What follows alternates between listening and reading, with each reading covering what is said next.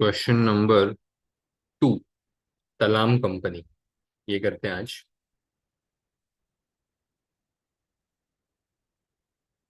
देखते हैं क्या पूछा गया है। ये तो ए पार्ट है, ए पार्ट बाद में करते हैं। बाद में। पहले B part. Prepare a report for the board of directors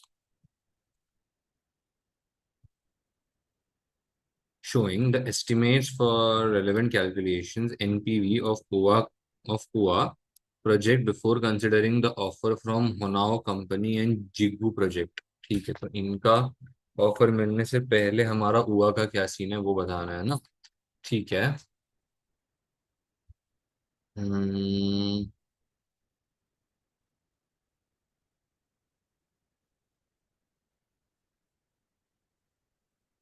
Talam Company is a listed company aims to manufacture innovative engineering products which are environmentally friendly and sustainable. These products have been highly marketable because of their affordability. Talam Company's mission statement also states its desire to operate to the highest ethical standards. These commitments have been met. That meant that Talam Company has a very high reputation and a high share price compared to its competitors.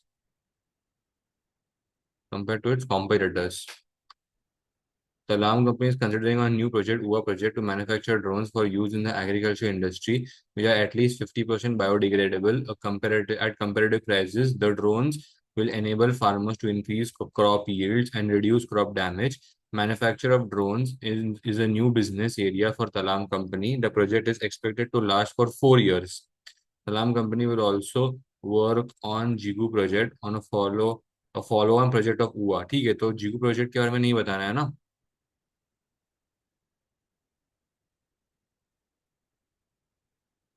नहीं, शायद बताना है and जीको project ऐसा दिया हुआ है। देखते हैं, दोनों बता देंगे अगर छोटा सा ही रहेगा तो। It is expected that the Jigu project will last for a further 5 years after UA project has finished. If UA project is discontinued or sold sooner than 4 years, the Jigu project could still be undertaken after 4 years। ठीक है। UA project लेते हैं units, number of drone sold 4,300, 19,200 and so on। In the first year, each drone, it is expected that the selling price will be 1,200 and the variable cost will be 480। The total per drone है ना ये। After the first year, the selling price is expected to increase by 8% annually and the variable cost for 4% annually, fixed cost by 10% annually for the next 3 years। पहले इतना ही कर लेते हैं, उसके बाद आगे बढ़ते हैं। मैं तो बोलता हूँ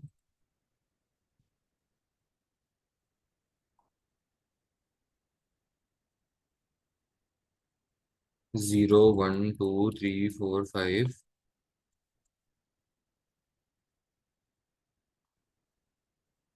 working notes, sales,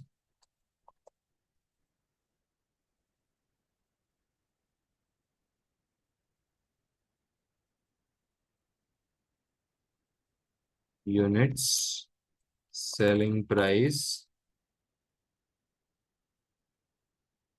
4,300, 19200, 335 600, 25 400। Selling price is 1,200 in year 1। Year 2 में इसका हो जाता है 8% increase. Will do that. Actually मैं पहले राउंड ऑफ किया करता था, तो मैं राउंड ऑफ यहाँ पे नहीं करता, मैं राउंड ऑफ नीचे ही कर लेता हूँ।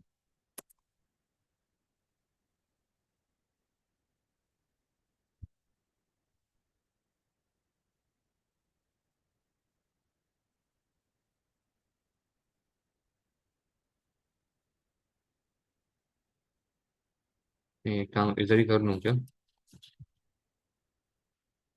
Selling price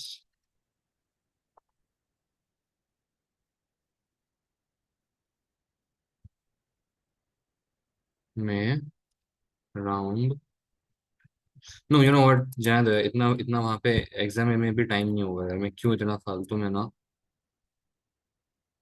multiply then sales in thousands divide by 1000, है ना? ये बराबर कर रहा हूँ ना मैं? थाउजेंड में मुझे करना है, हाँ। This control C control V. Now यहाँ पे आऊंगा मैं, ठीक है? यहाँ पे आऊंगा, round cells this round comma zero, क्योंकि वो लोग भी वहां पे कोई राउंड ऑफ नहीं करते, मुझे भी कोई राउंड ऑफ नहीं करना है। Variable cost control C control V link variable variable cost per unit.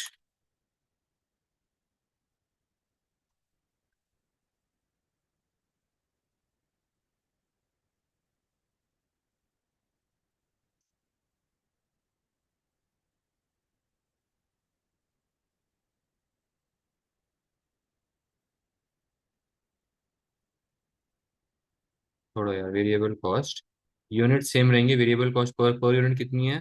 480, 480 यहाँ पे। लेकिन यहाँ पे इंक्रीज कितना है वेरिएबल कॉस्ट में? 4% का इंक्रीज है, so into 1.04।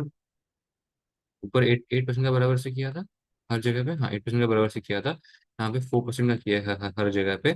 Now again control C control V, बस यहाँ पे लिंक दे दूंगा, वो यहाँ की दूंगा, एंड माइनस में दूंगा,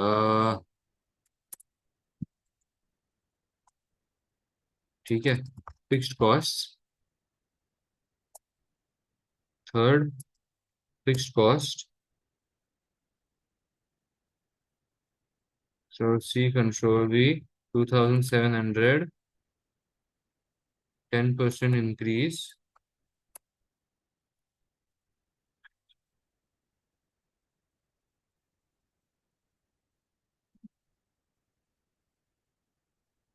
zero. Again, we know how we work.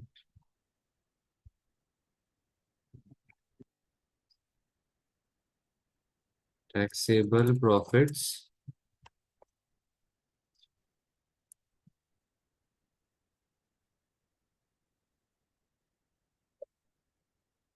यहाँ तक हो गई बात। अभी ट्रेनिंग कॉस्ट है expected to be 200% of variable cost in year one, ठीक है? तो यहाँ पे लिख देता हूँ मैं, training cost expected to be 200% of one, 60% in year two, 10% in each of the years three and four, 10% in each of the years three and four, 10% ना? माइनस, हाँ ठीक है, एक्चुअली यू नो व्हाट, इतना ठीक है। अगर आगे चल के मैंने गलती से चेंज वेंज कर दिया तो ठीक है, जाए तो यहाँ यहाँ तक पॉइंट में ठीक है। उसके बाद there is substantial uncertainty about the drones produced and sold. Talam company estimates to have a standard deviation of 30%। तो ये शायद अभी काम नहीं आएगा, ये बाद में काम आना चाहिए। At the start of every year, project will work. एक minute, project will require working capital of 200%. In the first 200%, and the subsequent years, the project will require additional reduction in working capital of 10% for every $1 increase. Addition or reduction for every $10 increase, ठीक है? In capital,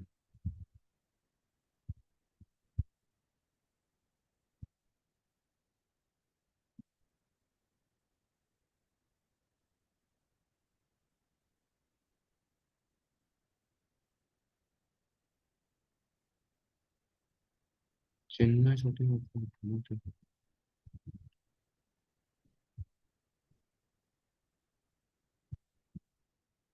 So how will this be? हमें at the start of every year चाहिए 200% से, ये 200% हो गया। इसके बाद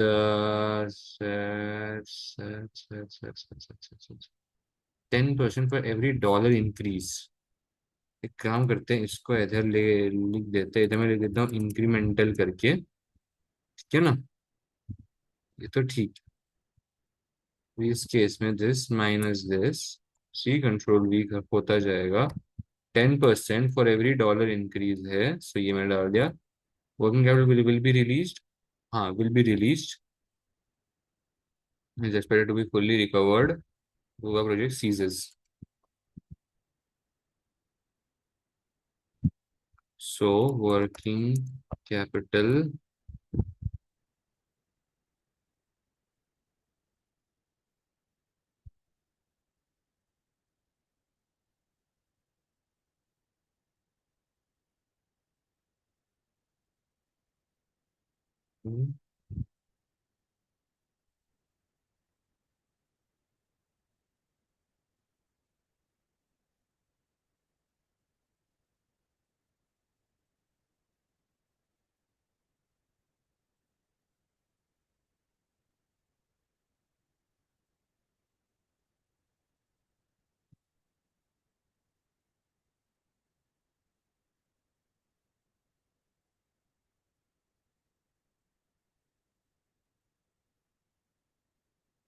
Google project will need 35 million of machinery to produce the drone at the start of the project.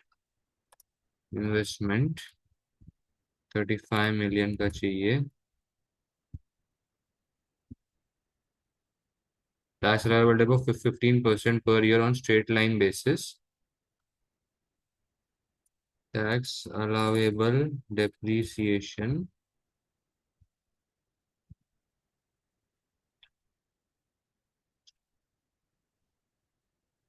LM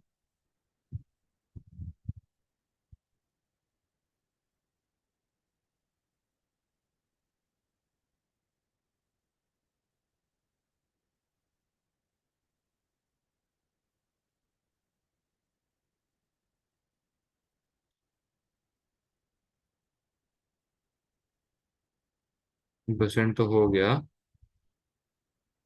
The machine is expected to be sold for $7 million at the end of the project. ठीक है।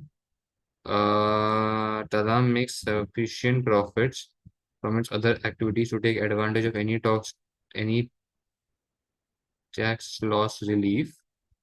Taxes paid in the year it falls due. Post inflation at the end of the project. हम्म। एक minute. देखो मैं क्या सोच रहा हूँ इधर, मैं 7 मिलियन पे बेच तो रहा हूँ प्रोजेक्ट को, तो बाकी का मेरा कायदे से बैलेंसिंग अलाउंस बनना चाहिए, है ना?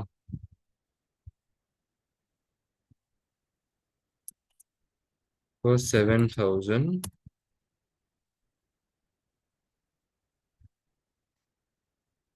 Balancing allowance.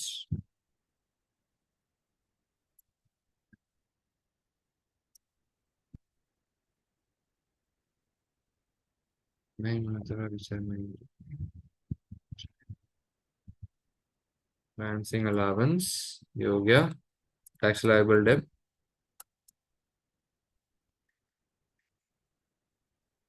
Think that much about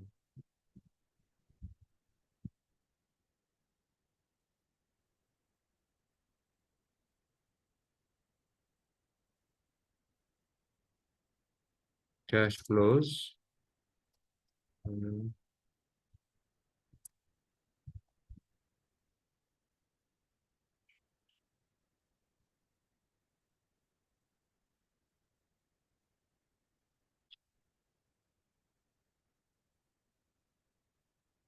अभी टैक्स कौन से रेट है, टैक्स का रेट क्या है?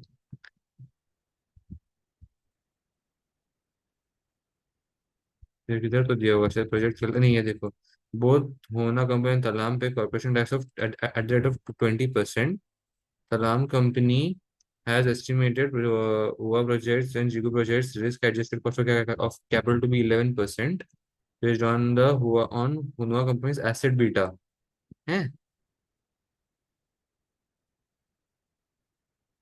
है ठीक है, मनवा कंपनी के एसेट बीटा के बेसिस पे हमने हमारा कॉस्ट ऑफ कैपिटल निकाला हुआ है, ठीक है।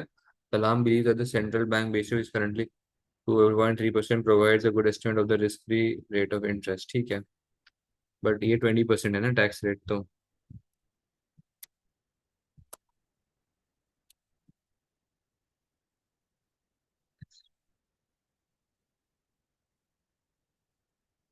Discounting rate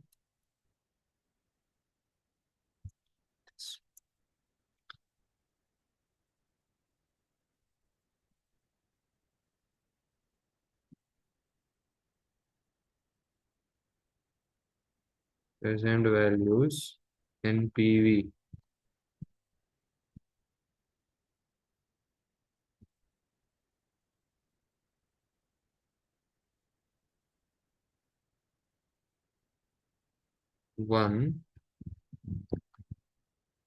11%,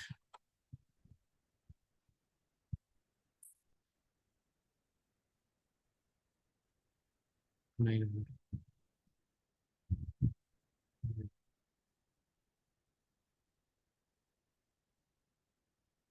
0.812, 0.731, 0.659।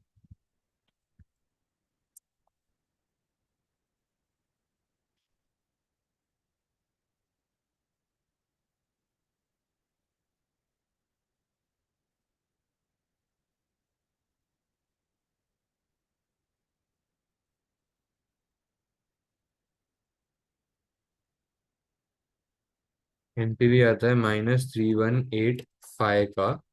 बेसिक, ये हमारा सबसे बेसिक चीज है। ये चेक कर लेते हैं, अगर ये भी गलत है तो फिर तो क्या ही बोल सकते हैं ना। ये वाला पहले चेक कर लेते हैं।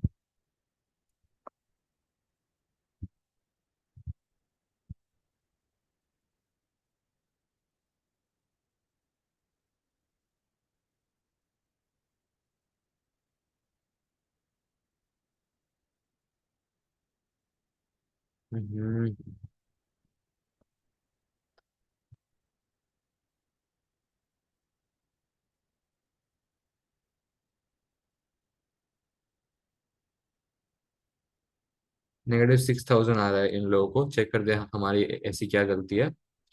टैक्स टैक्स बिल्कुल सही आया है। वो वर्किंग कैपिटल, वो वर्किंग कैपिटल में कोई गलती है? वर्किंग कैपिटल में देखो, ये उन्होंने बोला है वर्किंग कैपिटल का गलत है। बट देट सेट 200% यार, उन्होंने खुद ने बोला था 200% है। What the hell dude.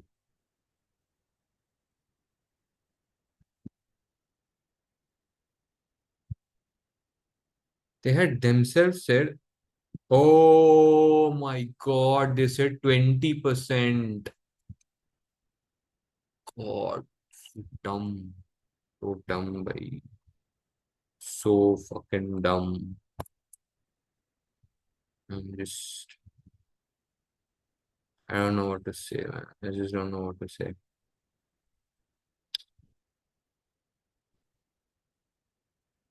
Uh, Discounting 16,912. Then they just did everything. Negative this, negative positive 3,100, positive 165, हाँ 59. Then they just did 19492. See, this is the thing ना, ये थोड़ा सा भी अगर इधर से उधर हो जाता है ना मेरा आंसर तो, आई डोंट नो व्हाई, मतलब अगर हम,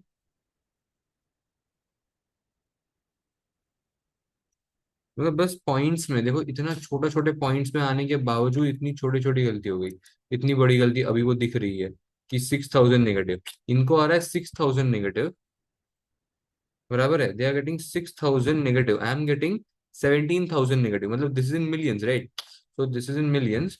तो एक्चुअल में इसका वैल्यू ऐसा है, दिस इंटू 1000, तो आता है 17,483 मेरे को नेगेटिव, इनको आया 6000 नेगेटिव। अभी सी वो वाली मिस्टेक एग्रीड है, माइनस का मैंने डाला था, वो वाली गलती चलती है, फाइन।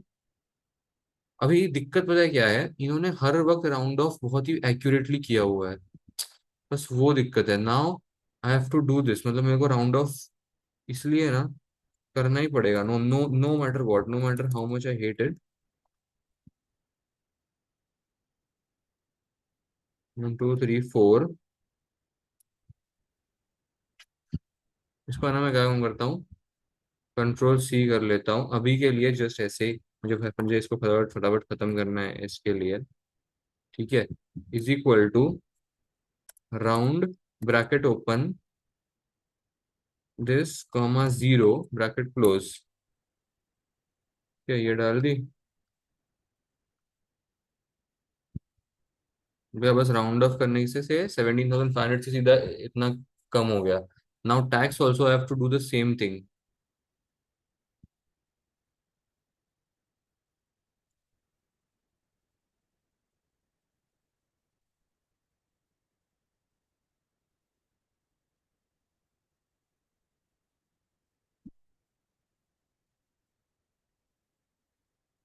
टैक्स के लिए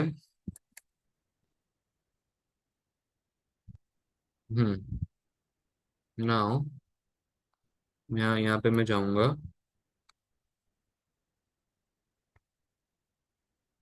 क्या हो रहा है ये? हाँ, is equal to round, bracket open, this comma zero. यहाँ पे देखना, यहाँ पे तो सबसे ज्यादा मिस्टेक यहीं से निकल जाएंगी।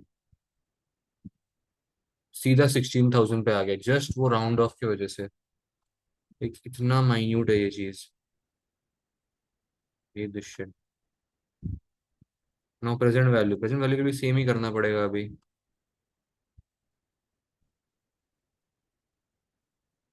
Ctrl Alt V, values,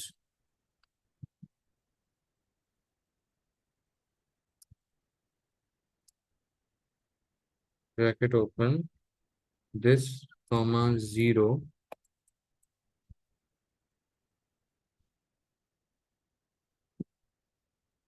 again 17. So why am I again getting landed at 17 is something which I am not able to understand। या जबकि मेरे बाकी सारे वैल्यूज बिल्कुल सही है। 267, मतलब I think this is just वो थोड़े से है, देखो मार्जिन से फर्क आ रहा है। देखो 4,200, आई हैव रिटन 4,196 यहाँ पे, 1,495 यहाँ पे, आई हैव रिटन -1,493। तो दस दैट माइन्यूट, मतलब वो differences are making this shit more complicated. Tax allowable depth का गाइस कोई सीन नहीं है, बिकॉज टैक्स अलाउेबल डेप्थ बिल्कुल सही है। अगर तुम देखोगे तो हमारा टैक्स का वैल्यू बिल्कुल सही आ रहा है। दैट इज बिकॉज उनको, उन्होंने एक अलग मेथड फॉलो किया, मैंने एक अलग मेथड फॉलो किया, दैट्स इट।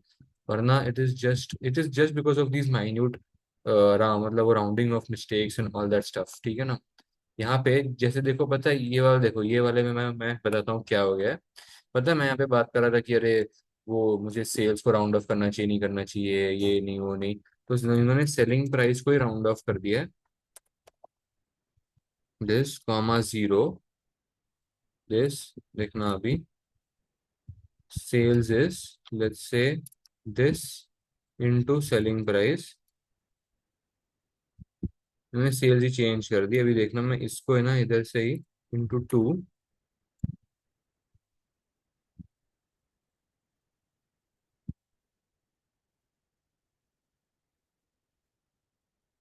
आ गया 6,000। So they just rounded off the sales thing. वो लोग सेलिंग प्राइस वेरिएबल वो ऊपर ही राउंड ऑफ कर रहे हैं, ताकि अंदर के वेरिएबल्स को राउंड ऑफ ना करना पड़े। आई थिंक मैं अभी मैं भी सेम ही टेक्निक फॉलो करता हूँ, मैं सेलिंग और वेरिएबल कॉस्ट को राउंड ऑफ उधर के उधर ही कर दिया करूंगा। क्योंकि इतना बड़ा, मतलब वो डिफरेंस 17,000 और 6,000 का नहीं आना चाहिए, इज व्हाट आई फील। ठीक है ना। बट हाँ, वर्किंग कैपिटल 20% का 200, मतलब वो देखना, दैट वाज ऑन मी। ठीक है, fine. Now let's move forward, not waste time more here. उन्होंने बोला है एंड जिगू प्रोजेक्ट के ऊपर भी मैं शायद बात करनी है, वो जिगू प्रोजेक्ट के ऊपर आते हैं। होनुआ कंपनी का ऑफर, उसके ऊपर बात करनी है क्या? किसी भी क्वेश्चन में address the request made by the finance director about the asset value for Jigu project and estimated value of the offer for Honua using real options method. ठीक है। Honua company whose main business is drone production has approached Talam with an offer to buy Hua project in its entirety from Talam company for 30 million at the start of the third year of the project's life. Talam company's finance director has requested that the value of Huna company's offer is estimated using real options method. हाँ, तो अभी देखो Jigna project, sorry जीगू project और वो हेनुआ project, इन दोनों projects के लिए मेरे को रियल ऑप्शंस ही यूज करने हैं at the end of the day. तो मैं भी यहाँ पे लिख देता हूँ real options calculation, real options calculation. उसके लिए हमको सबसे पहले उन्होंने क्या बोला है, सेल वैल्यू उन्होंने बोली है 30 मिलियन की, ठीक है ना। एंड तो हम लोग जब सेल वैल्यू, देखो हम पता है कब सेल करेंगे हेनुआ प्रोजेक्ट या ये जो भी प्रोजेक्ट है उसको, ये थर्ड ईयर के बिगिनिंग में सेल कर रहे हैं ना। सो हम लोग को ये देखना है what is the value of cash flows forgone, ठीक है, और ऑफ प्रॉफिट्स फोरगॉन। तो हम यहाँ पे लिख देंगे प्रॉफिट्स फोरगॉन। हमारे प्रॉफिट्स फोरगॉन कितने थे हम वो लिख देंगे यहाँ पे। प्रॉफिट्स एक्चुअली यहाँ पे टैक्सेबल प्रॉफिट्स लिए जाते हैं if I am not mistaken. तो ये हो गया प्रॉफिट्स फोरगॉन। स्टैंडर्ड डिविएशन यानी कि वरायंस या वेरिएंस उसमें कितने का आ रहा था, उसमें आई गेस आ रहा था, किधर गया वो, 30% का आ रहा था। पीरियड कितना था, T period was I think zero, zero को भी काउंट करना है क्या, 0 1 2, आई थिंक 2 साल मतलब पकड़ के चलता हूँ मैं। और एक कुछ तो रहता है risk free rate of return, कहीं पर तो दिया था इधर risk free rate of return, मुझे याद है, हाँ ये रहा, 2.3% is the risk free rate of return. तो अभी एक काम करते हैं, इन सब चीजों को ना वो हम लोग कैलकुलेटर पे डाल देते हैं। कहाँ गया वो, ये तो बेसिकली ये जो क्वेश्चन है ना बीएसओपी मॉडल, ये ऐसे सॉल्व नहीं होगा। बीएसओपी मॉडल के लिए हमको वो एक हमारा पोर्टल पे एक पेपर पे बीएसओपी कैलकुलेटर करके आएगा एग्जिबिट में, सो हमको उसी के अंदर चीजें डालनी है। सो ये रहा बीएसओपी कैलकुलेटर, ये जब भी मैं यूज करता हूँ इसमें से ही करना रहता है। गलती से भी एग्जाम में ये D1 D2 के फॉर्मूलास को मतलब डिलीट मत कर देना, ठीक है ना। नाउ इन्होंने यहाँ पे दिया रहेगा, देखना सोल्यूशन में भी ये लोग कहीं पर तो ऐसे वो लिख के देते हैं, हाँ ये जो look out for BSOP calculator spreadsheet response option in exam, you will need to enter the above 5 key variables in the spreadsheet to generate answers below. Now as far as I know, sale ये P जो रहता है नहीं, P is the sale value, P is the sale value, P A is the cash flows forgone, तो which is 28 point, एक minute इसको ऐसे लिखूं कि 30,000 करके लिखूं, 30,000 करके लिखता हूँ, 28,469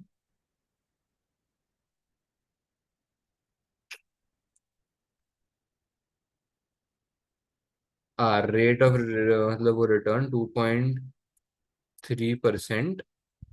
टाइम आई थिंक 2 साल में अभी पकड़ लेता हूँ, आई डोंट नो ईयर जीरो को पकड़ना है कि नहीं। स्टैंडर्ड डिविएशन 30% की है, तो 30% की स्टैंडर्ड डिविएशन, तो ये हमको सारे वैल्यूज खुद से ही दे मतलब वो दे देगा, ठीक है ना। तो ऐसा नहीं है कि अरे कोई वैल्यू हमको नहीं है, मतलब ऐसा, ठीक है ना। तो ये देखो this is how they have put in T, T तो 2 years ही है। कैश फ्लो फॉर इज 36.447, 36.447 उनको मिला है। ये but they have not considered this I think ना, एक मिनट ना।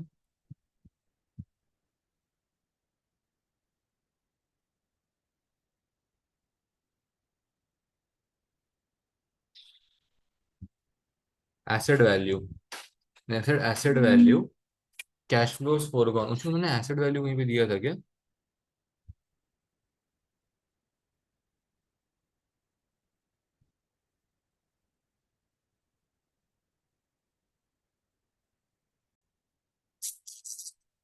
तो हमारा ये जो दो एनपीवी है, सॉरी ये this is not profit, this is discounted cash flow forgone. वो कितना आता है discounted cash flow forgone sum this, control bracket open ये, तो 36.448, 36.448। तो ये हम हमको वैल्यूज दे देता है। तो हमको ये सारे वैल्यूज बस यहाँ पे ऐसे कॉपी करके नीचे पेस्ट करें। एक्चुअली मैं ये पूरा कॉपी करके नीचे पेस्ट कर सकता हूँ। Formulas are still intact only, चलो गुड। तो मैं दोनों यहाँ पे कैलकुलेट कर सकता हूँ without without deleting any cell.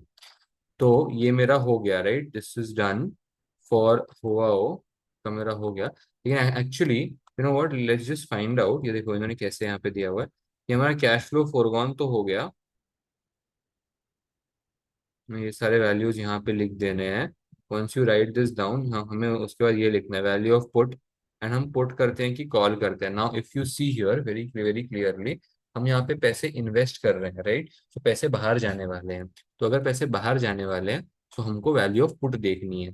तो इसलिए इन्होंने यहाँ पे पुट ऑप्शन देखा हुआ है।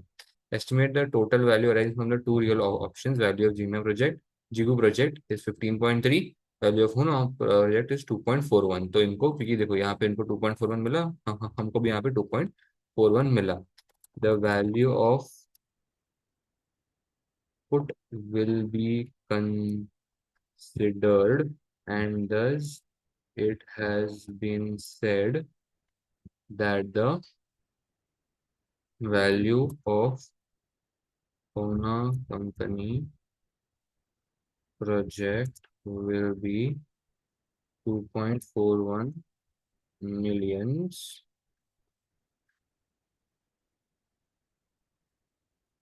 Now value of Jigu project. Uh-oh.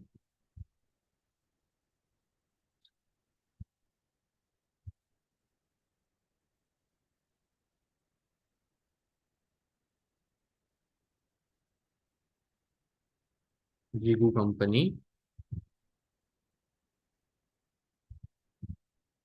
Talam company estimate that Jigu company's cash flows are highly uncertain and the standard deviation is 50%. चलो, wait, 50% का स्टैंडर्ड डिविएशन मिल गया। अब आगे will be required the start of the project of year 4 using conventional net present value. Talam company's best estimate, it is the net present value. Talam company's best estimate is that net present value of project will be 10 million at the start of the project. हाँ, ठीक है। Following figures will were estimated from Jigu company's project using the real options method. Asset value PA 46.1, ठीक है। फिर आता है exercise price, ये तो है 60 million, तो ऐसे का ऐसे हम लोग यहाँ पे डाल देंगे because this is the investment amount. उसके बाद exercise date T which is 4 years, risk free rate of return which is 2.3%। T मैं क्यों नहीं डाल रहा हूँ, बिकॉज मुझे डाउट है कि शायद ये लोग ने बंद कर दिया है। Call option incorrect 15.3, it can be assumed that the call option value is accurate. Talam company wants Director wants to know how the asset value of 46.1 has been estimated. Okay, तो मुझे यहाँ पे देखो, मेरा ये क्वेश्चन तो हो गया है ना, नहीं जीगू प्रोजेक्ट है ना ये, हाँ सॉरी सॉरी, बाकी है जीगू प्रोजेक्ट का, ये वाला बाकी है। Address the request made by the finance director about the asset value of Jigu project and the estimated value of the offer of Hona company in real options method, ठीक है। इनको अभी एसेट वैल्यू ऑफ जीगू जानना है, how was it derived. Asset asset value of Jigu जानना है कि how was it derived. 46.1, so now this is actually derived on the basis of NPV, कि इनका एनपीवी कितना आया रहेगा, उसके बेसिस पे ये रहेगा।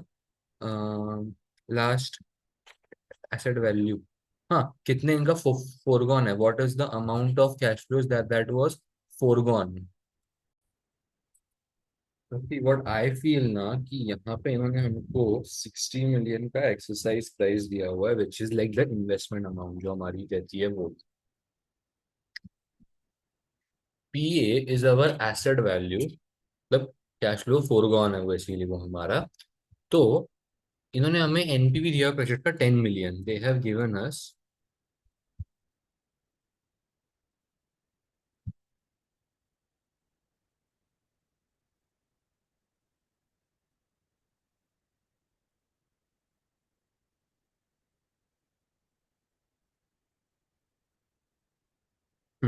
नाउ दे आर आस्किंग कि भाई साहब ये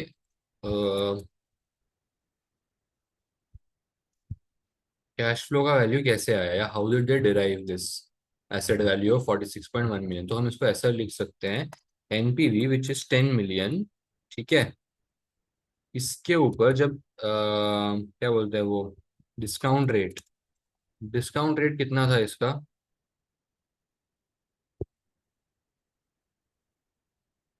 cost of capital which is 11%, so that is 11%, जब ये लगा, this divided by this, so this was the cash flow का value, this was the value of the entire cash flows put together, but except for the 60 million forgone, है ना। हाँ सी, ये जो है 60 मिलियन, ये तो -60 मिलियन है जो ईयर वन में है, सॉरी ईयर ईयर जीरो में है, जिसका डिस्काउंट फैक्टर वन है। तो बाकी का जो एनपीवी 10 मिलियन का आ रहा है, मतलब वो 70 का रहेगा, है ना। तो वो 70 का रहेगा एनपीवी 10 का आने के लिए। तो इधर ऐसे कर देते हैं, returns 70 million, cash flows,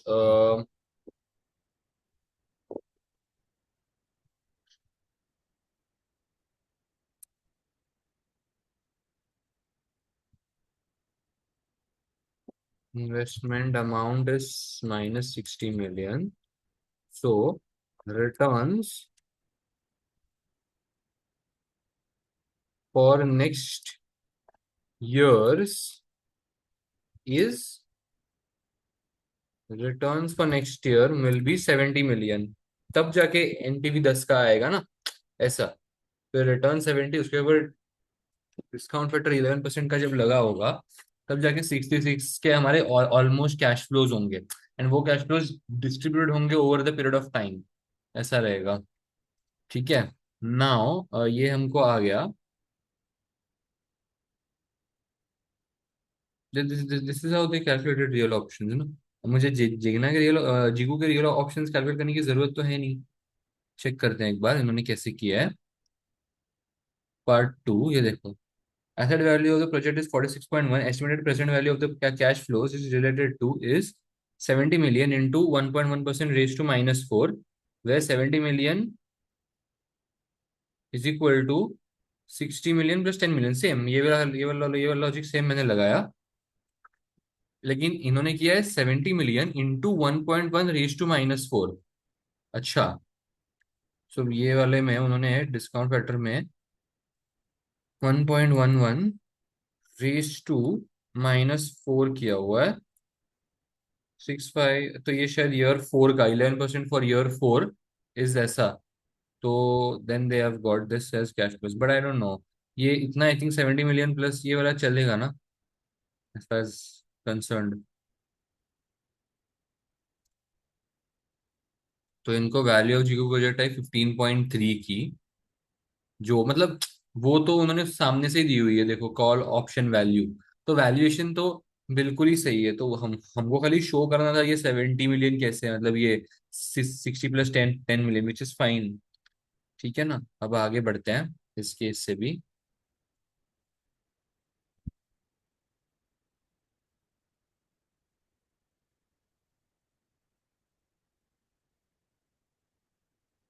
Assess whether UA project should be undertaken using the results from and discuss the assumption made in calculation part B1 and part B2 above। assumptions हमने कौन कौन से यूज किए गए हैं, तो बेसिक assumptions बता देंगे कि टैक्स रेट 20, मतलब वो टैक्स रेट, टैक्स जो भी है वो हमको इसी साल पे करना है, टैक्स रेट 20% है rather than being distributed according to the slab rate।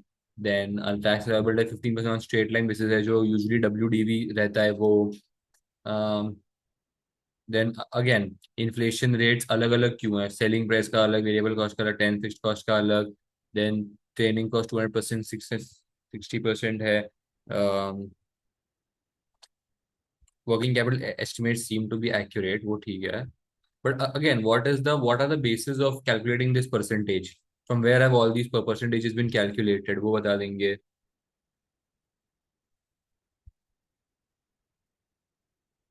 Then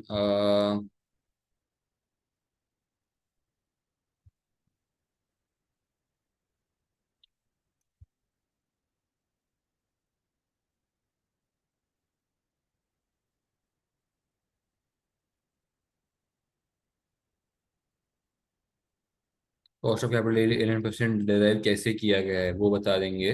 हाँ, क्या cost of capital has been derived on the basis of 11% based on Honua company's asset beta.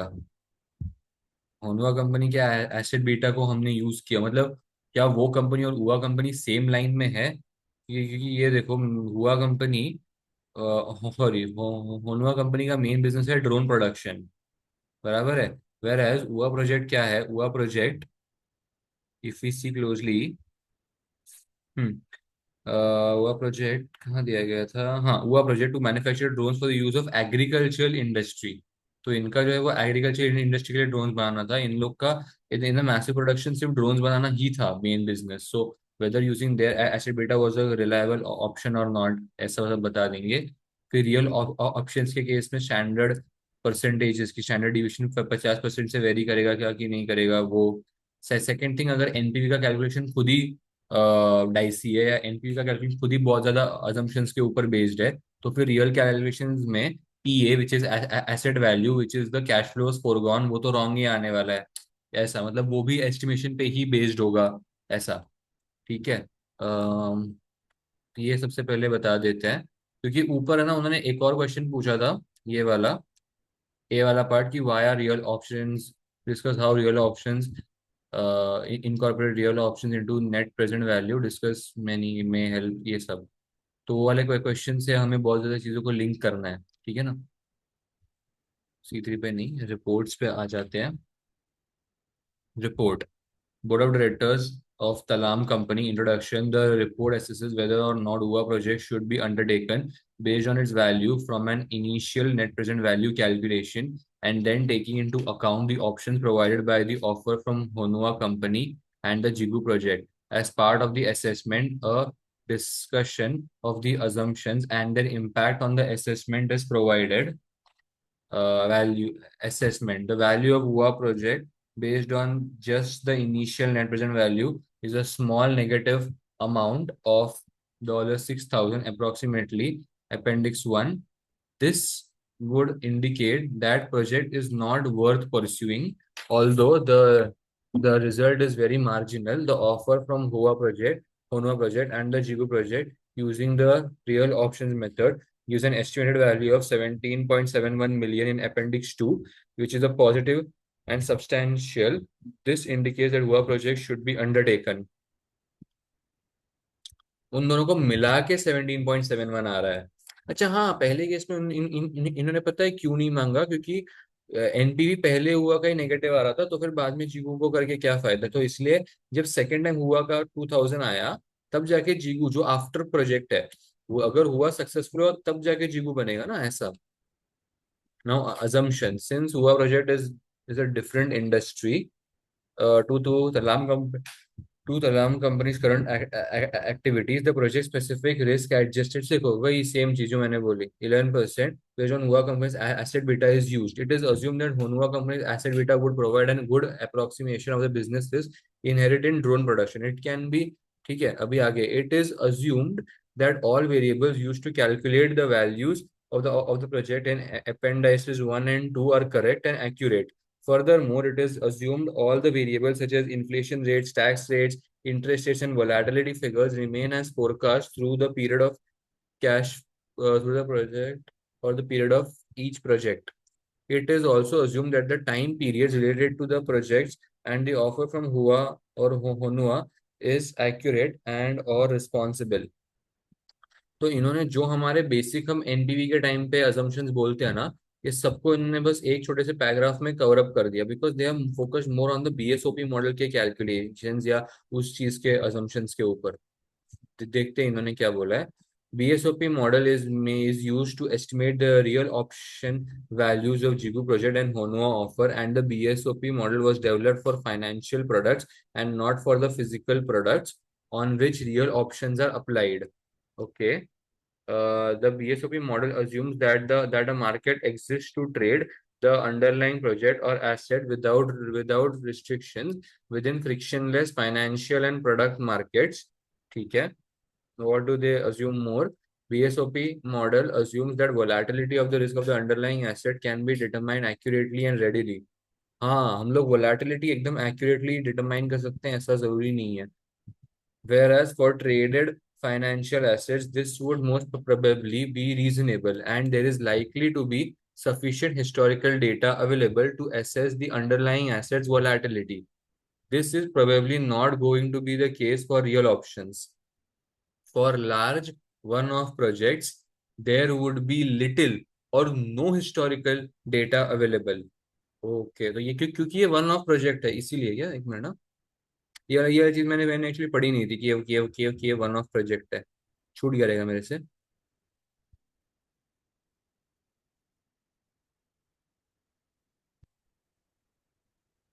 नहीं, ये नहीं, ये बस न्यू बिजनेस एरिया ऐसा बोला गया था।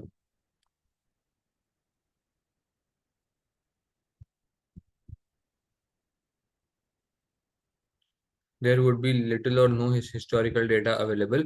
Volatility in such situations would need to be estimated using simulation models such as Monte Carlo simulation, with the need to ensure that the model is developed accurately and the data input used to generate outcomes reasonably reflects what is likely to happen in practice.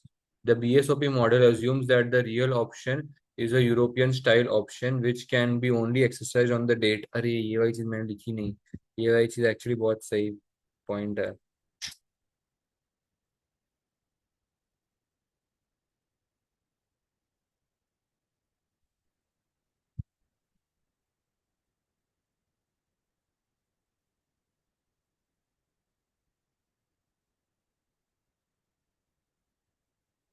तो basically जिस option को हम लोग last day पे exercise कर सकते हैं ना, that is called European, and जिस ऑप्शन को हम कभी भी बीच में एक्सरसाइज कर सकते हैं, that is called American style option. वो बस नाम है।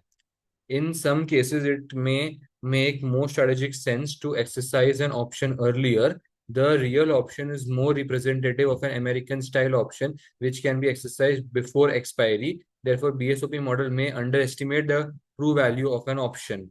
Whereas the real options model assume that any contractual obligations involving future commitments made between the parties will be binding and will be fulfilled. For example, it is assumed that Honua company will fulfill its commitment to purchase the project from Talam company at the start of the third year। हाँ, ये भी एक assumption है। अच्छा, तो ये लोग ने हर एक लिटरली पूरी लाइन ही डाली हुई है कि ये भी प्रोजेक्ट, ये भी assumption पे चल रहा है, ये भी assumption पे है, ऐसा सब। कि ये लोग तीन, क्योंकि सिर्फ करंट ईयर पॉसिबल है, बाकी सारा future, second year, third year, fourth, सभी चीजें अनसर्टन ही है, ऐसा ये लोग ने बोला हुआ है कि ये जो 30 मिलियन वो लोग ऑफर करने वाले, ये भी तो अनसर्टन ही है। व्हाट इफ अगर उन्होंने उस टाइम पे ऑफर निकाल दी तो, and there is therefore no risk of non fulfillment of that commitment. BSOE model that does not take into account of behavioral anomalies which may be displayed by managers and when making the decisions, behavioral changes जो managers कर सकते हैं। ठीक है।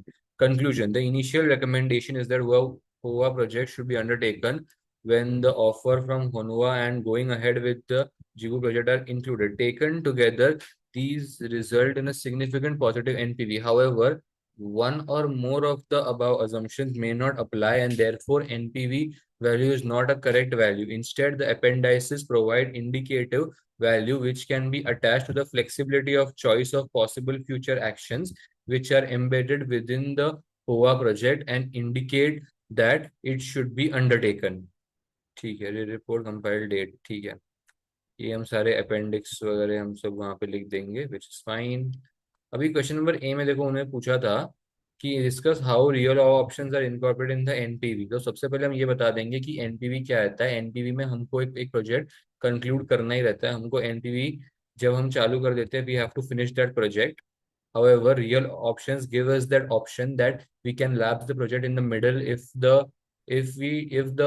um, if the estimations that we had made are going in the adverse direction, and the project can be sold to another third party in the middle of the project's duration itself। ये हम बोल सकते हैं, क्या बोल सकते हैं। Real options are incorporated in the following way. First of all, after calculating the cash flows, we have to discount them in order to gain the present values. After the present values have been calculated, the if in the middle of the duration of the project and offer is made to sell the project, then then an estimation of the amount of cash flows foregone is taken into consideration and has been regarded as the asset value. Second, we come down to the PE.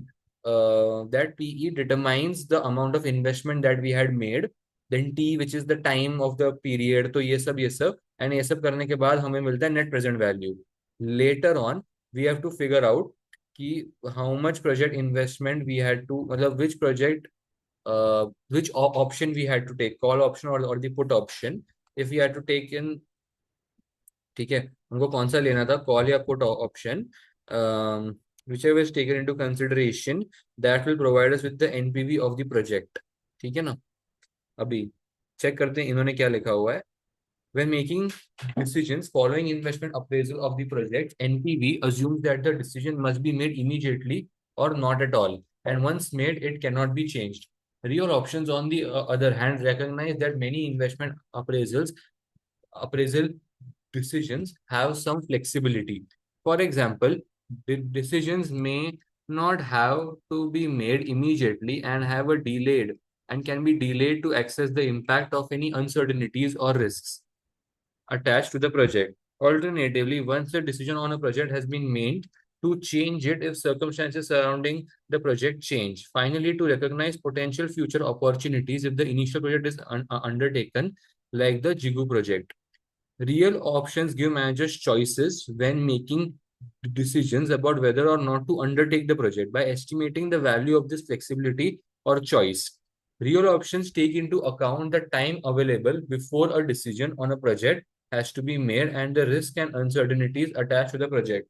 It uses these factors to estimate an additional value which can be attributable to the project.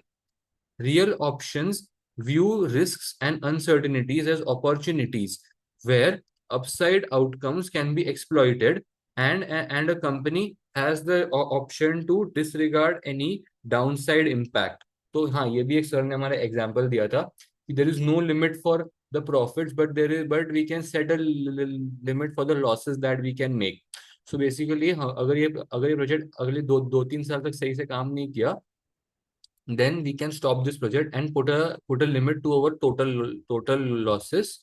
लेकिन अगर ये चल गया तो हम real options को incorporate ही नहीं करेंगे, किसी को ये चीज बेचेंगे ही नहीं, एंड सीधा ही एनपीवी से सारा पैसा कमा लेंगे.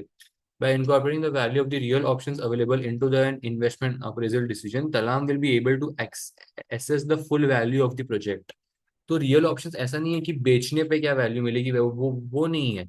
ये बेसिकली रियल ऑप्शंस एक ऐसी वैल्यू है कि अगर प्रोजेक्ट नहीं काम करा और उस टाइम पे हमें किसी ने ऑफर दे दी, तो हमें लाइक बेचना होगा, तो उसकी वैल्यू क्या होगी. ये वैसा चीज है रियल ऑप्शंस. ठीक है ना? C C part. Discuss the impact on Talam company and its aims arising from possible sustainability and ethical issues relating to a biodegradable drones, and advise how these issues may be addressed.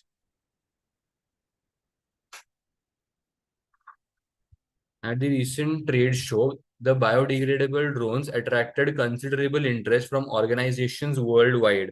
Nevertheless, some expressed concern about the drone price, which they felt was too high.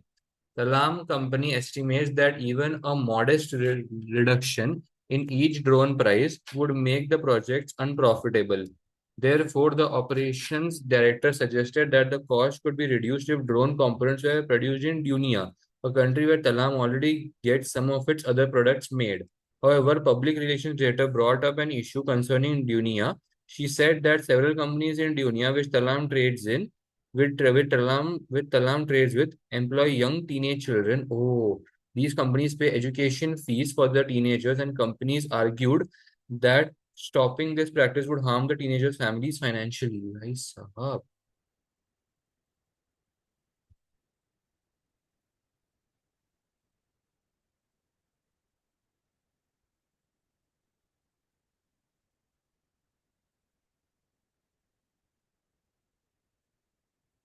वैसे सबसे पहली बात तो ऐसे लिख देंगे कि while while in operation, every company should be ethical in nature and should follow ethical practices itself.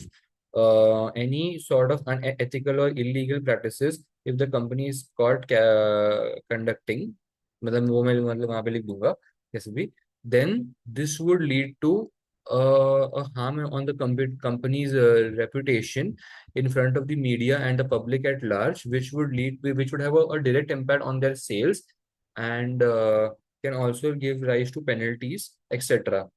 अभी इस केस में वी कैन सी दैट फिर वो सब हम कॉपी पेस्ट कर लेंगे कि हम दुनिया से कहेंगे तो फिर सस्ते में मिल जाएगा, लेकिन टीनेजर्स वहां पे काम करने में ये वो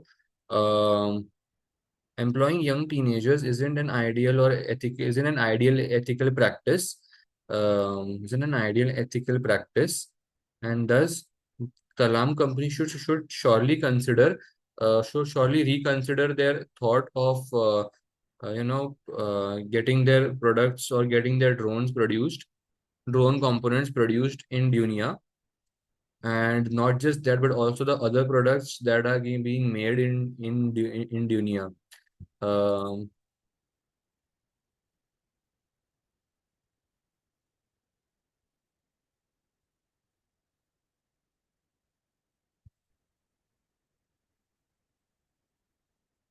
नहीं, एक्चुअली देखो मैं बताया क्या बोल रहा हूँ, ऐसा कहाँ बोला गया कि हमारी कंपनी कर रही है कि नहीं, तो ना हम ये एक दो लाइन उसमें ऐड अप कर सकते हैं कि it should first be taken into detailed consideration whether Talam company Talam company की जो कंपनी है, Talam company, the company from which Talam company is making its other products made, is it also having this teenager वाला thing, क्या वो भी teenager से अपना काम करवा रहे हैं? If not, then well and good, company can go forward, but if yes, then company should surely conduct their concerns or tell their concerns to the company as a whole, and ये सब change करने में आना चाहिए, government penalties वगैरह लगा देंगी, वो सब तो मैंने बता दिया। हाउ दिस इश्यूज में बी एड्रेस, एक तो मैंने बता दिया कि या तो उनको समझाना चाहिए, सेकंड थिंग उनसे रिलेशंस बंद कर देनी चाहिए, थर्ड थिंग कुछ और है कि हमारे पास यहाँ पे एक नई कंपनी ढूंढनी चाहिए जो हमें और सस्ते में करके दे दे, या कहीं और अच्छे से करके दे दे, maybe these two three things can help us, maybe, है ना? या फिर हम लोग शायद इकोनॉमीज ऑफ स्केल अचीव करने की कोशिश कर सकते हैं प्राइसेस रिड्यूस करके, लेकिन वो एक्चुअली सवाल यहाँ पे है नहीं। The main concern here is sustainability and ethical issues को ही लेके चेक करते हैं। Overarching issue is that of conflict between need to satisfy shareholders and the financial market, and Talam company's stated aims of bringing affordable, environmentally friendly products to market and maintaining high ethical standards. Okay, maintaining high ethical standards. The overarching issue can be broken down into smaller related issues. Producing profitable products will presumably result in positive NPV, thus ensuring continued strong share price performance. This should satisfy the markets.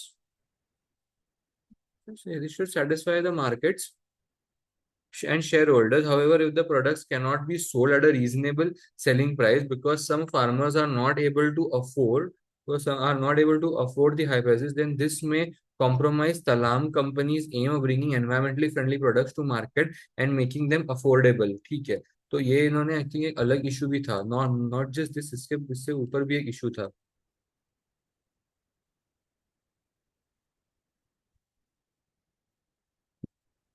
अच्छा हाँ, मतलब वो drone को affordable करके देना ये भी एक इशू है। सो देर आर टू इश्यूज, एक तो ये इनका सैलरी का मतलब ये एज इशू एंड दिस वाला इशू, ठीक है। तो वो तो मैंने बता दिया, इकोनॉमीज ऑफ स्केल अचीव करने के बारे में सोच सकते हैं बाय इंक्रीजिंग द प्रोडक्शन, और क्या था जिसमें कॉम्प्रोमाइज सलाम companies aim of bringing environmentally friendly products, ठीक है। A possible solution is to lower the production cost by shifting manufacturing locations, ये तो सेम है, same copy paste. Talam company's board of directors does consider to move to Dunia. So now they went on to the Dunia case to lower the production. This presumably would allow Talam company to reduce prices and make the drones more affordable, but at the same time ensure that the project results in positive NPV. However, The issue here is that supplier companies in Dunia, whom Talam company trades with, uses young teenage children as part of their workforce. This may impact negatively on Talam company's stated aim of maintaining high ethical standards. In fact, Talam company may need to rethink its links with companies it trades with in Dunia entirely. Otherwise, there is a real risk that Talam company could suffer from long-term loss. Dunia entirely. Otherwise, there's a real risk that Talam company could suffer from a long-term loss of reputation, and this may cause substantial and sustained financial damage to the company. The alarm company may decide that maintaining its share price and its reputation should take the highest priority, and therefore it may reach a decision that best way to address the issue is to not try to reduce the cost and to withdraw from Dunia completely. But this would prevent many agricultures from taking advantage of the biodegradable drones. Therefore, Talam company may want to explore alternative ways to meet all the aims. ठीक है. तो ये वाला basic ही है कि basically दुनिया company से इनको कंप्लीटली विड्रॉ कर लेना चाहिए, जो चीज हमने बोली। लेकिन ये करने के बाद शेयर प्राइसेस कम ज्यादा नहीं बढ़ेंगे, बिकॉज हम लोग प्रोडक्शन कॉस्ट को कम नहीं कर पाएंगे, तो शायद सारे फार्मर्स ले ना पाए मतलब वो ड्रोन्स को। Talam company could consider moving to another location where this is feasible. It is not known from the narrative whether or not viable alternatives are available, but Talam company would need to ensure that possible alternative locations would have the infrastructure to produce components at the same or lower cost. So इस चीज को copy paste करके लिखेंगे, क्योंकि मतलब copy paste in the sense ये जैसा इन्होंने लिखा है वैसे का वैसा लिखने का ट्राई करेंगे, बिकॉज ये सेम चीज मैंने भी मतलब बोली थी कि कोई थर्ड लोकेशन होगी तो उस पर ट्राई करना चाहिए। But they have written in a very मतलब वो nice way, they have written alternative locations which would have a better infrastructure or the same infrastructure and produce the components at the same or even lower cost. Talam company may want to consider the softer issues. For example, it may want a good working relationship and network. ये सब फालतूगिरी है, ये सब जाने दो। For these reasons, Talam may decide to explore the existing production facilities in Dunia further. It is possible that the supplier companies are not exploiting the young teenage children. तो देखो ये सेम जैसे मैंने बोला, but are supporting their नहीं, ओ sorry ये तो इन्होंने बोला है इन जनरल। मैंने उस वे में बोला था कि हमारी कंपनी कर रही है कि नहीं, हमको हमको पता नहीं है। दे हैव सेड कि जो बाकी की कंपनीज भी कर रही हैं, ऐसा कहाँ बोला गया कि they are not exploiting, they might not be exploiting the young children but are supporting their education and their families in a positive way. बात तो सही है। Stopping the relationship may jeopardize this support. Talam company would need to investigate the working conditions of the children and the manner in which they are rewarded and supported. It may want to consult the guardians of the young teenage children and see if there are other feasible solutions. For example, could the guardians be employed instead of young teenage children, or are they already engaged in alternative employment? अच्छा हाँ, ये वो तो इसलिए ये वाला line काफी अच्छा पता है। ये ना मैंने एक्चुअली सोचा था, बट आई थॉट कि ये बहुत ही ऑफ द एफएम का टॉपिक है। ऑफ द एफएम की बात है कि उनके जो पेरेंट्स है क्या वो काम नहीं कर पा रहे हैं, what is the reason why their parents are not working, और are they working in some other company only, ऐसा सब। After all factors are considered, Talam may conclude that the best way to achieve all its aims is to continue in Dunia and also have the production of drones components located there. If this is the case and young teenage children continue to be employed there, then Talam would need a sustained public relations campaign to defend its position. भाई क्या line है यार, sexy line है कि अगर हमने continue किया तो भी हमको एक सस्टेन पब्लिक रिलेशंस कैंपेन चाहिए कि अगर आगे चल के बात बाहर आ भी गई तो भी हमारे पास डिफेंड करने के लिए कुछ रहेगा, and demonstrate how it ensures that teenage children have not been exploited but are gainfully employed and receiving good education to help them to progress in life. That's actually very nice. Yeah, that's actually very nice.